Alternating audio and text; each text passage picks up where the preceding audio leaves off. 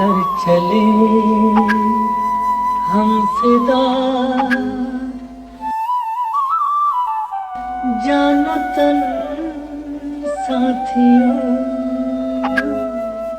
बाबा ब्रह्मदेव की पावन धरती आज बेचैन है।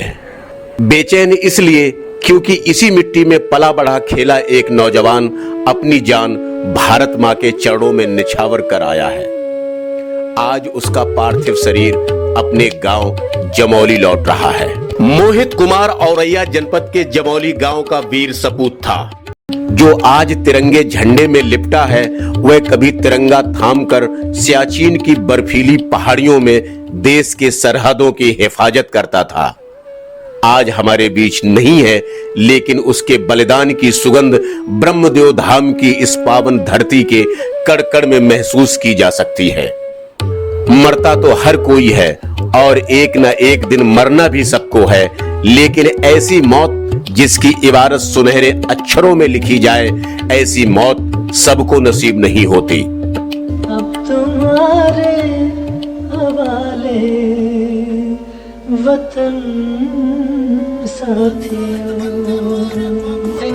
जमौली गांव के लिए यह पहला अनुभव है जब कोई देश का लाल तिरंगे में लिपटकर गांव की सरहद में घुसेगा। वह पहले जब आता था तो फौजी वर्दी में होता था, लेकिन आज देश के झंडे में है। यह गौरव कहां किसी को नसीब होता है। पूरा गांव, क्षेत्र और इस मिट्टी का कड़-कड़ रो रहा है, लेकिन मैं यही कहूंगा, ऐसे लाल की शहादत पर कोई आंसू न बहाए, बल्कि मौत को चूमने वाले उसके जज्बे को सलाम करे, उसकी यादों को सहेजे, उसके निर्मल स्वभाव और दोस्ताने अंदाज की कहानियां आने वाली पीढ़ियों को सुनाएं, ताकि जमौली गांव की माएं ऐसे लालों को जन्म दें जिनमें अपने देश की सेवा के लिए जज्बा पैदा हो। जिंदा रहने के मौसम बहुत है, मगर जान देने की रुत रोज आती नहीं। जब सोशल मीडिया और मीडिया में इस बात की खबर तैरी तो यह सबके लिए स्तब्ध कर देने वाला समाचार था। एक बड़ी खबर सामने आ रही है, बड़ी जानकारी आपको दे दें। लद्दाख के सियाचिन से बड़ी खबर है, जहां सियाचिन ग्लेशियर में हिमस्खलन की चपेट में आकर भारतीय सेना के 3 जवान शहीद हुए। शायद ही कोई आंख होगी जो इस दुखद खबर से गीली न हुई हो। एक साधारण किसान परिवार में जन्मा मोहित कुमार आज असाधारण हो गया। देश के लिए अपनी जान कुर्बान करने वाला वह इस गांव का पहला फौजी बन गया है। यह मेरा दुर्भाग्य है कि इतने होनहार बच्चे से मेरा ज्यादा साक्षात्कार नहीं रहा। वह जब भी मिला मुझे झुककर प्रणाम किया और आशीर्वाद लेकर चला गया, लेकिन अब वह हमेशा के लिए चला गया। अपने पीछे छोड़ गया है वह बहुत सी यादें, वे यादें जब ब्रह्मदेव के मेला में दर्शनार्थियों को पानी पिलाता था।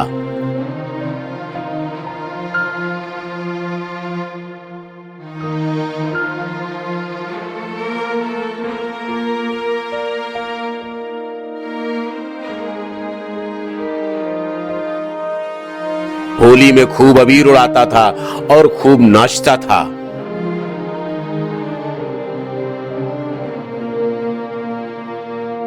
दोस्तों के साथ सड़क पर दौड़ और डिप्स लगाता था।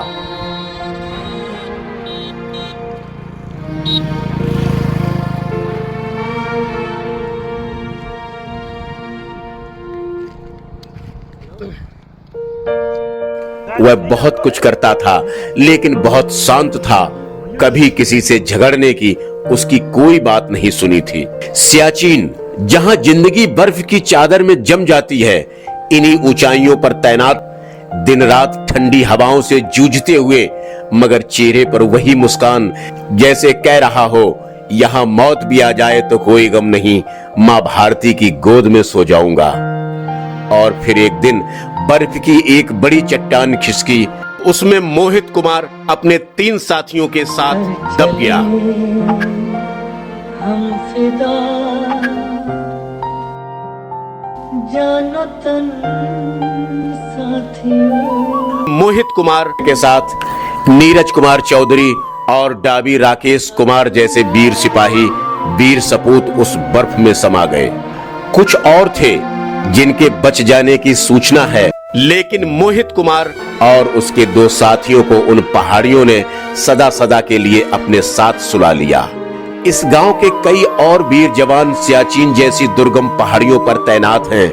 मैं मां भारती और बाबा ब्रह्मदेव से यही प्रार्थना करूंगा कि उन बच्चों की हिफाजत हमेशा करना, उनके ऊपर अपने आशीर्वाद का साया बनाए रखना, ताकि लंबे समय तक अनवरत वे देश और अपने गांव की सेवा करते रहे।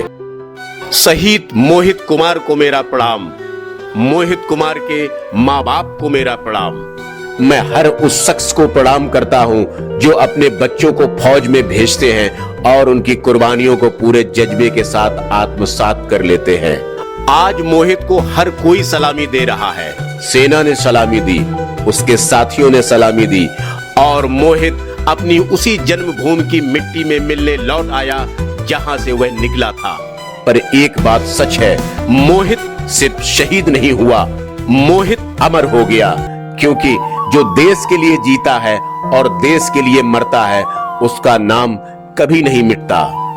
जय हो मोहित कुमार की, जय हो बाबा ब्रह्मदेव धाम की।